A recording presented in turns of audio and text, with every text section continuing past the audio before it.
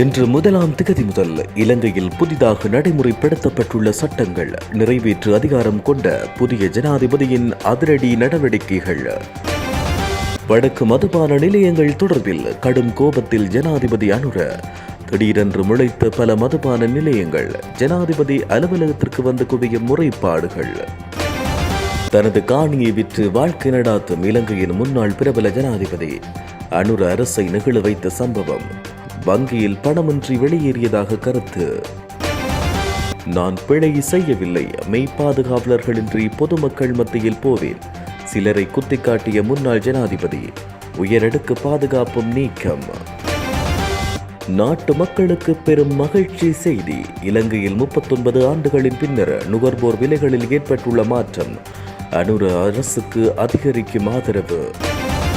107 வாகனங்கள் தொடர்பில் ஜனாதிபதி செயலகம் எடுத்துள்ள அதிரடி முடிவு. யாருக்கு இந்த வாகனங்கள் தெரியுமா? தாய் தந்தையற்ற பெண்ணுக்கு மதுபான சாலை உரிமம் பெற்றுக் கொடுத்ததாக கூறிய விக்னேஸ்வரன். யார் இந்த பெண் தெரியுமா? வெளியானது முழு விவரம். வடக்கில் பிடிபி முன்னாள் எம்பி திலீபன் உட்பட 3 மதுச்சாலை பெர்மிட். வெடித்தது அடுத்த சர்ச்சை. வெளியான முழு விவரம். வடக்கில் புதிதாக தோன்றிய மதுபான சாலைகள், ஜனாதிபதிக்கு பறந்த கடிதம். இலங்கைக்கு வரும் சர்வதேச நாணய நிதியத்தின் உயர்மட்ட குழு. தமிழ் மக்கள் எதிர்கொண்ட பிரச்சனைகளின் போது துணையாக நின்றுள்ளேன், சாணக்கியன் விளக்கம். விஜித கேரத் சந்தோஷா சந்திப்பு. அனுர ஆட்சியில் முதல் உயர்ஸ்தானிகர் சந்திப்பு. பாராளுமன்ற அரசியலில் இருந்து விடைபெற்றார் முக்கிய தமிழ் வேட்பாளர். இளைஞர்களுக்கு வழிவிடுவதாக அறிவிப்பு. நிகழ்ச்சியில் ஆதரவாளர்கள். நடிகர் ரஜினிகாந்த் மருத்துவமனையில் அனுமதி. கூலி படப்பிடிப்பில் நடந்த பரிதாப சம்பவம். நள்ளிரவு 2 மணி கடந்தும் தமது வேலைகளை செய்து வரும் ஜனாதிபதி அனுரகுமார திசாநாயக்க பொதுமக்களுக்கு அடுத்த இன்ப அதிர்ச்சி ஒன்றை கொடுத்துள்ளார். அதாவது, நோயாளிகளை கடிந்து பேசும் தாதியர்கள் மற்றும் வைத்தியர்கள், பாடசாலை நேரங்களில் தனியார் நிறுவனங்களில் வகுப்பெடுக்கும் பாடசாலை ஆசிரியர்கள், கடமை நேரத்தில் தனியார் வைத்தியசாலையில் பிழைப்பு நடத்துகின்ற வைத்தியர்கள், அரச அலுவலகங்களில் 30 நிமிடத்துக்கு மேலாக சேவையை வழங்காமல் தேவையற்ற இழுத்தடிப்பு செய்யும் அரச சேவையாளர்கள், அதேபோன்று சட்டத்துக்கும் சிஸ்டத்திற்கும் புறம்பாக அடிமட்ட உத்தியோகத்தர்களை பழிவாங்கும் மேலதிகாரிகள், அரசு அலுவலகங்களில் கடமையை செய்யாமல் மக்களை அலக்களிக்கும் அரசாங்க உத்தியோகத்தர்கள் மற்றும் அரசு அதிகாரிகள், கட்டுப்பாட்டு விலையை கடந்து பொருட்களை விற்கும் கடைக்காரர்கள், அரசு பேருந்தில் பயணச்சீட்டு வழங்காமல் காசை வாங்குகின்ற நடத்துனர்கள், சேவை பெறுநர்களை ஒருமையில் மரியாதை குறைவாக நடத்தும் அதிகாரிகள், அலுவலகம் ஒன்றில் இருந்து அல்லது பொதுமக்களிடமிருந்து கிடைக்கப்பெறும் கடிதங்களுக்கு 14 நாட்களுக்குள் பதிலளிக்காத உத்தியோகத்தர்கள், இவர்கள் உடனடியாக தண்டிக்கப்பட நடவடிக்கை எடுக்கப்பட உள்ளதாக தகவல்கள் வெளியாகியுள்ளது. இதுவரை காலமாக சிறிய தவறுகள் என்று கருதப்பட்ட இந்த தவறுகள் ஆதாரபூர்வமாக நிரூபிக்கப்படுமாயின் 48 மணி நேரத்துக்குள் தகுந்த தண்டனை வழங்கப்படும் என ஜனாதிபதி அறிவித்துள்ளதாக தெரிய வந்துள்ளது. இதனால் கடந்த 1 வாரமாக மேற்குறித்த சேவைகள் சிறப்பாக இடம்பெற்று வருவதாகவும் தெரிவிக்கப்பட்டுள்ளது. சட்டவிரோதமாகவும் மற்றும் முறைகேடாகவும் மதுபான அனுமதி பத்திரங்களை பெற்றவர்கள் அனைவரும் சீக்கிரத்தில் வெளிச்சத்துக்கு வருவார்கள் என ஜனாதிபதி செயலகத்திலிருந்து சில உறுதிப்படுத்தப்படாத தகவல்கள் தெரிவிக்கின்றன. குறித்த விடயங்களால் ஜனாதிபதி அனுர கடும் கோபத்துக்குள்ளாகியுள்ளதாக தெரிவிக்கப்படுகிறது. ரணில் அரசாங்க காலத்தில் வழங்கப்பட்ட 167 மதுபான நிலைய அனுமதிகள் தமிழ் தாயக பகுதியில் அதிகமாக பயன்படுத்தப்பட்டுள்ளமை தெரிய வந்துள்ளதோடு ஒரு சில அரசியல்வாதிகளின் பெயரில் அவை பதிவு செய்யப்பட்டுள்ளன. எனினும் கூடிய விரைவில் இதற்கான நடவடிக்கைகள் முன்னெடுக்கப்படும் என்றும் சட்டத்தை ஏமாற்றியோர் கைது செய்யப்பட உள்ளதாகவும் தெரிய வருகிறது. இலங்கையின் முன்னாள் ஜனாதிபதி சந்திரிகா குமாரதுங்க ஜனாதிபதி பதவியிலிருந்து ஓய்வு பெறும்போது தனது வங்கிக் கணக்கில் பணம் எதுவும் இல்லை என்றும் தற்போது காணி விற்று வாழ்ந்து வருவதாக கூறியுள்ளார். நாட்டின் புதிய ஜனாதிபதியான அனுரகுமார திசாநாயக்க தலைமையிலான அரசாங்கம் முன்னாள் ஜனாதிபதிகளுக்கான ஓய்வூதியம் மற்றும் இதர சலுகைகளை நிறுத்த உள்ளதாக தெரிவித்த நிலையில் சந்திரிகா இவ்வாறு குறிப்பிட்டுள்ளார். இது தொடர்பில் பேசிய அவர் தாம் அரசாங்கத்திடமிருந்து எதையும் பெற்றுக்கொள்ளப் போவதில்லை என்று தெரிவித்தார். முன்னாள் ஜனாதிபதி மஹிந்த ராஜபக்ஷ தனக்கு 9 ஆண்டுகளாக ஓய்வூதியம் வழங்கவில்லை என்றும் அவர் தெரிவித்தார். நாங்கள் யாரிடமிருந்தும் எதையும் வாங்கி சாப்பிடவில்லை, எங்களிடம் இருப்பதை மட்டுமே மற்றவர்களுக்கு கொடுத்தோம். நான் ஜனாதிபதியாக இருந்து வீட்டுக்கு சென்றபோது என் வங்கிக் கணக்கு உண்மையில் ஓவர் டிராஃப்ட் ஆனது. பின்னர் நான் நிலத்தை விற்று வாழ்கிறேன். மேலும் நான் மின்சார கட்டணத்தை செலுத்துகிறேன். என்னிடம் 4 வாகனங்கள் உள்ளன, மேலும் 4 கார்கள் உள்ளன என தெரிவித்துள்ளார். முன்னாள் ஜனாதிபதிகள் மற்றும் முன்னாள் எம்பிக்களின் பாதுகாப்பு மற்றும் இதர அரச சேவைகள் நிறுத்தப்படும் என அனுர தலைமையிலான அரசாங்கம் தெரிவித்து அதனை படிப்படியாக நடைமுறைப்படுத்தி வரும் நிலையில் இந்த பாதுகாப்பு சேவை நீக்கப்படுவது தொடர்பாக முன்னாள் ஜனாதிபதி மைத்ரிபால சிறிசேன கருத்து தெரிவித்தார். தாம் பிரமுகர்களின் பாதுகாப்பை விரும்பும் நபர் அல்ல என்றும் பிரமுகர்களின் பாதுகாப்பை நீக்கினால் பிரச்சனை இல்லை எனவும் முன்னாள் ஜனாதிபதி மைத்ரிபால சிறிசேன என்று கூறினார். தான் எந்த தவறும் செய்யாத காரணத்தினால் அவரும் தம்மை கொல்லவோ அடிக்கவோ முயற்சிக்க மாட்டார்கள் என நம்பிக்கையுள்ளதாக குறிப்பிட்டார். மேலும் ஒருவர் மனநலம் குன்றியவர் போல நடந்து கொண்டால் மட்டும் இதுபோன்ற வன்முறைகள் சாத்தியமாகும் எனவும் தெரிவித்தார். இதேவேளை முன்னாள் ஜனாதிபதிகளின் பாதுகாப்பு ஏற்பாடுகளில் எவ்வித மாற்றமும் செய்யப்படாத நிலையில் அமைச்சர்கள் உள்ளிட்ட முன்னாள் நாடாளுமன்ற உறுப்பினர்களின் பாதுகாப்புக்காக நியமிக்கப்பட்டிருந்த காவல்துறை அதிகாரிகளே மீள அழைக்கப்பட்டுள்ளதாக காவல்துறை திணைக்களம் நேற்று முன்தினம் தெரிவித்துள்ளது. இலங்கையில் 39 ஆண்டுகளின் பின்னர் நுகர்வோர் விலைகளில் மாற்றம் ஏற்பட்டுள்ளதாக தெரிவிக்கப்படுகிறது. பாரிய நிதி நெருக்கடி நிலையை எதிர்நோக்கிய இலங்கை பொருளாதாரத்தில் 39 ஆண்டுகளில் முதல் முறையாக நுகர்வோர் விலை வீழ்ச்சியை பதிவு செய்துள்ளது. இந்நிலையில் கடந்த செப்டம்பர் மாதத்தில் உணவு மற்றும் உணவல்லாத பொருட்களின் விலைகள் வீழ்ச்சி அடைந்துள்ளதாக தெரிவிக்கப்படுகிறது. கடந்த ஆகஸ்ட் மாதத்தில் 0.5% பணவீக்கத்துடன் ஒப்பிடும்போது செப்டம்பர் மாதத்தில் பணப்பெருக்கம் பதிவாகியுள்ளது. குடிசன மற்றும் புள்ளிவிவரத்துறை தரவுகள் மூலம் இந்த விடயம் தெரிய வந்துள்ளது. இலங்கையில் இறுதியாக 1985 ஆண்டில் பணவிறக்கம் பதிவாகியிருந்தது. பணவிறக்கம் என்பது பொருட்கள் மற்றும் சேவைகளுக்கான விலைகளில் ஏற்படும் வீழ்ச்சியை குறிக்கிறது என்பதும் குறிப்பிடத்தக்கது. ஜனாதிபதி செயலகத்துக்கு திருப்பி அனுப்பப்பட்ட 107 வாகனங்கள் ஜனாதிபதி செயலகத்தின் நிரந்தர ஊழியர்களுக்கு வழங்கப்படவில்லை என தெரிய வந்துள்ளது. மேலும் அரசியலமைப்பு சட்டத்தின் கீழ் நியமிக்கப்பட்ட முன்னாள் ஜனாதிபதியின் தனிப்பட்ட ஊழியர்களுக்கே வழங்கப்பட்டுள்ளதாக ஜனாதிபதி ஊடகப் பிரிவு தெரிவித்துள்ளது. இந்நிலையில் ஜனாதிபதி செயலகத்தில் வாகனங்களை நிறுத்துவதற்கு இடவசதி இல்லாத காரணத்தினால் அந்த வாகனங்கள் ஜனாதிபதி செயலகத்துக்கு வெளியில் நிறுத்தி வைக்கப்பட்டன. எனவே அது கண்காட்சிக்காக அல்ல என பிரதமர் தெரிவித்தார். போலீஸ் பாதுகாப்புடன் ஜனாதிபதி செயலக வளாகத்திற்கு வெளியே வாகனங்கள் நிறுத்தப்பட்டுள்ளதாக ஜனாதிபதி செயலகம் விடுத்துள்ள அறிக்கை ஒன்றில் இந்த விடயம் தெரிவிக்கப்பட்டுள்ளது. இதே நேரம் ஜனாதிபதி அனுரகுமார திசாநாயக்கவின் பணிப்புரைக்கு அமைவாக அத்தியாவசிய சேவைகளுக்கு வாகனங்களை விரைவில் வழங்க நடவடிக்கை எடுக்கப்பட்டு வருவதாக அந்த அறிக்கையில் தெரிவிக்கப்பட்டுள்ளது. கிளிநொச்சி கரடிப்போக்கு சந்தையில் ஏனையின் வைன் ஸ்டோர் எனும் மதுபான சாலை உரிமம் வடக்கு மாகாண முன்னாள் முதலமைச்சரும் முன்னாள் நாடாளுமன்ற உறுப்பினருமான CV விக்னேஸ்வரன் ஊடாக பெற்றமை உறுதி செய்யப்பட்டுள்ளது.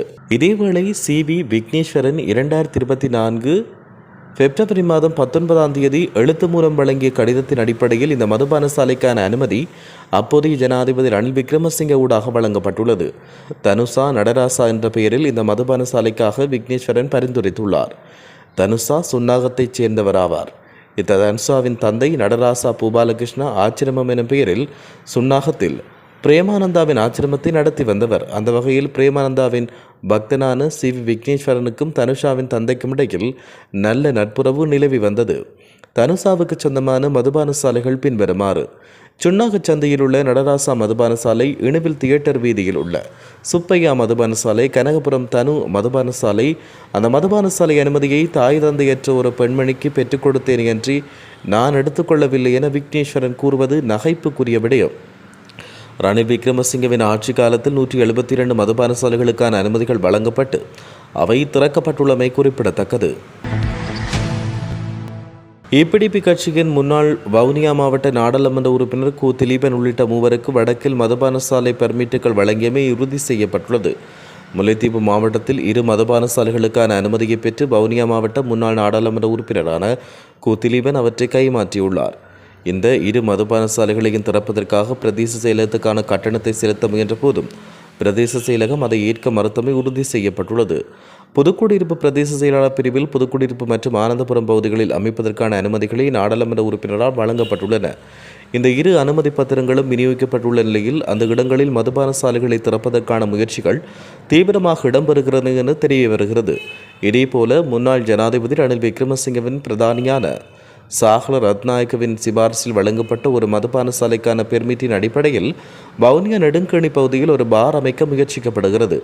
வவுனியா மாவட்டத்தின் நெடுங்கணி சந்தையில் ஒரு மதுபான சாலைக்கான அனுமதி சாகல ரட்நாயக்க ஊடாக பெறப்பட்டமை உறுதி செய்யப்பட்டுள்ளது. சாகல ரத்நாயக்க எழுத்து மூல கடிதம் வழங்கி இந்த மதுபான சாலைக்கான அனுமதி அப்போதைய ஜனாதிபதி ரணில் விக்ரமசிங்கவின் ஊடாக வழங்கப்பட்டது. பாலநாயகம் எனும் பெயரில் இந்த மதுபான சாலைக்கான அனுமதி வழங்கப்பட்டது.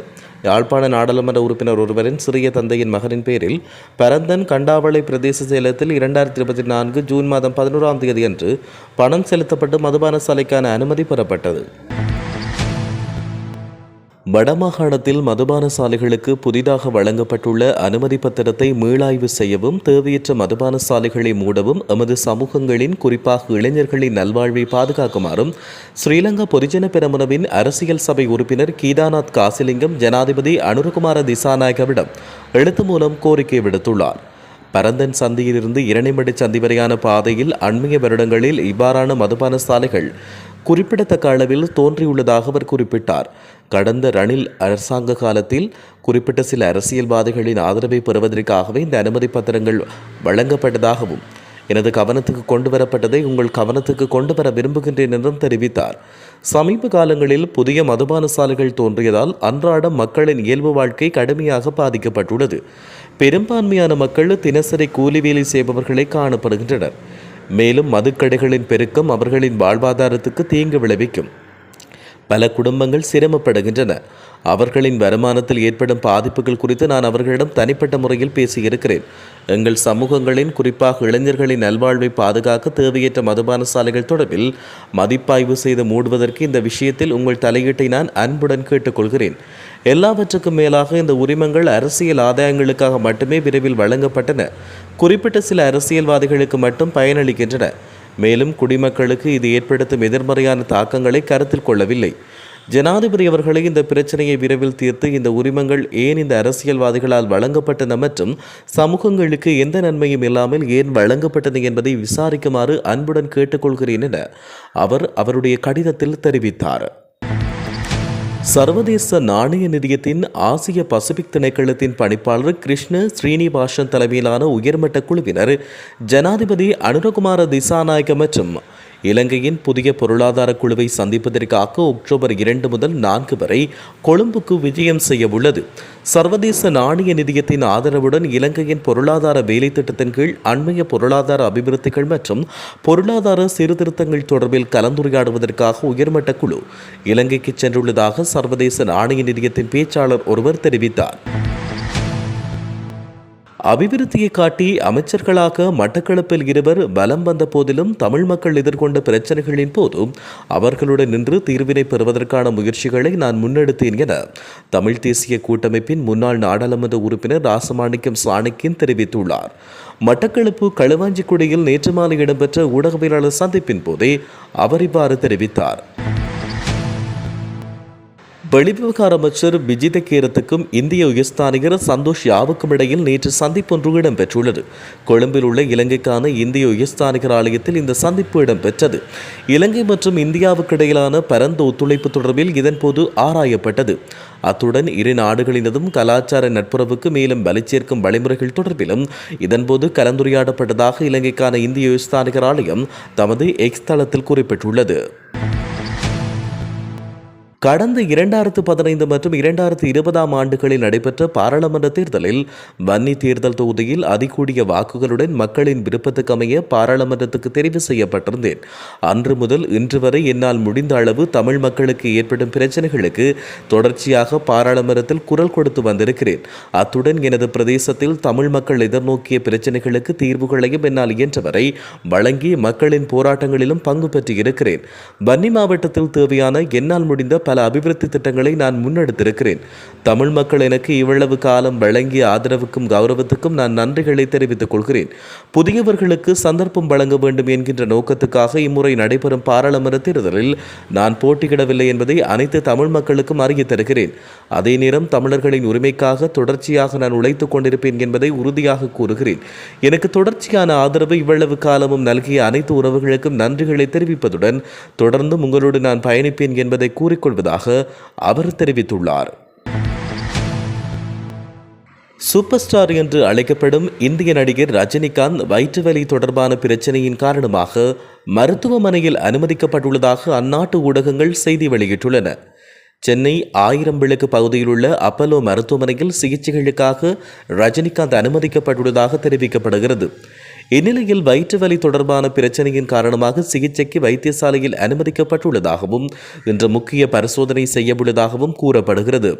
லோகேஷ் கனகராஜ் இயக்கி வரும் கூலி படத்தின் படப்பிடிப்பில் கலந்து கொண்டு வந்த நிலையில் ரஜினிகாந்த் திடீர் உடல்நலக்குலைவு காரணமாக அவர் மருத்துவமனையில் அனுமதிக்கப்பட்டதாக மேலதிக தகவல்கள் தெரிவிக்கின்றன. இன்று 1ஆம் திகதி முதல் இலங்கையில் புதிதாக நடைமுறைப்படுத்தப்பட்டுள்ள சட்டங்கள் நிறைவேற்று அதிகாரம் கொண்ட புதிய ஜனாதிபதியின் அதிரடி நடவடிக்கைகள். வடக்கு மதுபான நிலையங்கள் தொடர்பில் கடும் கோபத்தில் ஜனாதிபதி அனுர. திடீரென்று முளைத்த பல மதுபான நிலையங்கள் ஜனாதிபதி அலுவலகத்திற்கு வந்து குவியும் முறைப்பாடுகள். தனது காணியை விற்று வாழ்க்கை நடாத்தும் இலங்கையின் முன்னாள் பிரபல ஜனாதிபதி அனுர அரசை நெகிழ வைத்த சம்பவம். வங்கியில் பணமின்றி வெளியேறியதாக கருத்து. நான் பிழை செய்யவில்லை, மெய்ப்பாதுகாவலர்களின்றி பொதுமக்கள் மத்தியில் போவேன். சிலரை குத்திக்காட்டிய முன்னாள் ஜனாதிபதி. உயரடுக்கு பாதுகாப்பும் நீக்கம். நாட்டு மக்களுக்கு பெரும் மகிழ்ச்சி செய்தி. இலங்கையில் 39 ஆண்டுகளின் பின்னர் நுகர்வோர் விலைகளில் ஏற்பட்டுள்ள மாற்றம்.